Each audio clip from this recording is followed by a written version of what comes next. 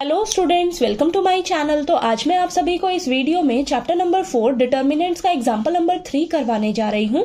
हमें दिया है इवेल्युएट द डिटर्मिनेंट, तो हमें इसे इवेल्युएट करना है, इसका डिटर्मिनेंट फाइंड आउट करके बताना है। ठीक है, अब आप ध्यान से देखिए, ये आपके पास 3x3 ऑर्डर की मैट्रिक्स का आपको डिटर्मिनेंट निकालना है। ठीक है, तो मैंने आपको बताया है कि जब भी आपके पास 3x3 ऑर्डर की मैट्रिक्स का डिटर्मिनेंट आपको कहा जाए निकालने के लिए, तो आपने क्या करना है, उसे किसी भी रो या किसी भी कॉलम से एक्सपैंड कर देना है। ठीक है, आप कोई सी भी रो यूज करिए, कोई सा भी कॉलम यूज करके एक्सपैंड करिए, आपका जो आंसर निकल कर आएगा, आपके पास जो वैल्यू आएगी ना, वो सेम आएगी, कोई सी भी रो या कॉलम आप यूज करिएगा। ठीक है, बस आपने ना एक चीज का ध्यान रखना है, अगर आपको किसी भी रो या किसी भी कॉलम में ज्यादा से ज्यादा जीरोस दिखती हैं, तो वही वाली रो या वही वाली कॉलम आप यूज करिएगा, आपको बहुत ईजी रहेगा क्वेश्चन को सॉल्व करने में। ठीक है, डिटर्मिनेंट निकालने में बहुत इजी रहेगा आपको। ठीक है, तो यहां पर मैं देख रही हूं कि मेरे पास ना थर्ड कॉलम, ये आपकी कॉलम थर्ड है ना बेटा,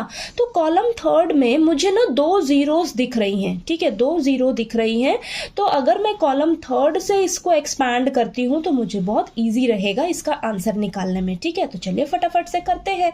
तो सबसे पहले आपने लिख लेना है यहां पर, जिस भी रो या कॉलम से आप इस को एक्सपैंड करने जा रहे हो। ठीक है, तो यहां पर मैं कॉलम थर्ड से इसको एक्सपैंड कर रही हूं, तो यहां पर लिख देंगे, हम मेंशन करना जरूरी है, एक्सपेंडिंग अलोंग कॉलम थर्ड।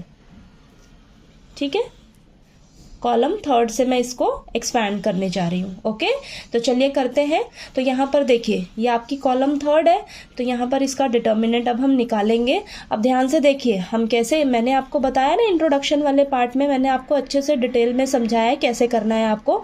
तो देखिए, सबसे पहले ये वाला, ये तीनों एलिमेंट्स को ही आपने सबसे पहले ध्यान देना है। ठीक है, इन तीनों एलिमेंट्स को कॉलम थर्ड में जो है, तो सबसे पहले 4 देखिए आपका कहाँ पर है, 4 जो है फर्स्ट रो में है और थर्ड कॉलम में है। ठीक है, तो -1 की पावर 1 + 3 रहेगा, यानी कि -1 की पावर 4, तो ये आपका पॉजिटिव रहेगा बेटा। ठीक है, पॉजिटिव रहेगा, तो ये 4 एज इट इज और 4 एज इट इज, और अंदर क्या रहेगा आपके पास, देखिए 4 फर्स्ट रो और थर्ड कॉलम में रहता है, तो एलिमेंट्स क्या बचे आपके पास, बाकी 4 एलिमेंट्स ये बचे हैं आपके पास, -1, 3, 4 और 1। इसको आपने इस तरीके से डिटर्मिनेंट में लिख लेना है, तो ये आपकी 2x2 ऑर्डर की डिटर्मिनेंट बनेगी यहाँ पर। ठीक है, तो इसको तो सॉल्व करना आपको आता ही है।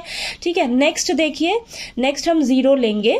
ठीक है, 0 लेंगे तो देखिए ये आपका सेकंड रो और सेकंड रो थर्ड कॉलम में रह रहा है। ठीक है, तो ये आपका नेगेटिव का होगा। ठीक है, नेगेटिव का 0, और अंदर क्या बचेगा, देखिए आपके पास ये थर्ड कॉलम गायब कर दीजिए। ठीक है, जिस भी ये जो एलिमेंट है, जिस भी रो या जिस भी कॉलम में रहता है, उसको आप डिलीट कर दीजिए, और बाकी जो आपके पास बचेंगे उनको आप ऐसे डिटर्मिनेंट में लिख दीजिए। तो अंदर बचेगा 1, 2, 4, 1। ठीक है, नेक्स्ट देखिए, अब इसकी टर्न है। ठीक है, 0, अब ये 0 देखिए, ये आपका पॉजिटिव का रहेगा बेटा। ठीक है, क्यों, क्योंकि देखिए ये आपका थर्ड रो थर्ड कॉलम में है। ठीक है, तो -1 की पावर 3 + 3 होगा, यानी कि -1 की पावर 6, यानी कि पॉजिटिव आएगा आपके पास। ठीक है, अब यहाँ पर देखिए, ये आपका थर्ड कॉलम और ये थर्ड रो में रहता है, तो उसको डिलीट कर दोगे आप, तो आपके पास बचेगा 1, 2, -1 और 3।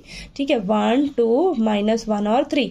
तो जैसे जैसे आप ये क्वेश्चंस करोगे ना, 3x3 ऑर्डर की मैट्रिक्स का जब डिटर्मिनेंट निकाल लोगे आप, तो क्वेश्चंस को जैसे जैसे आप ज्यादा से ज्यादा क्वेश्चंस करोगे, तो आपको ये इजी लगेगा सॉल्व करने में। ठीक है, प्लस माइनस की गलती आपने बिल्कुल नहीं करनी है। ठीक है, अब ये 4 एज इट इज बाहर रखिए।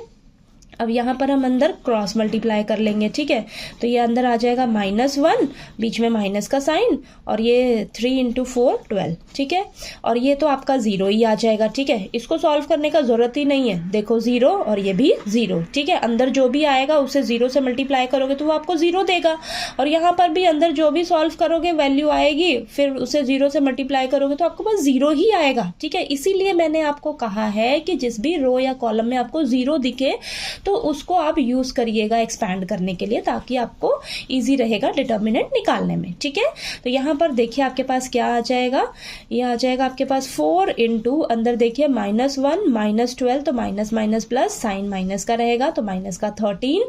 ठीक है, तो यहाँ पर इन दोनों को मल्टीप्लाई करिए, तो 4 × -13 आपके पास आ जाएगा -52। ठीक है, तो ये आपके पास आंसर आ गया। ठीक है, इसका डिटर्मिनेंट आपके पास निकल कर आ गया -52।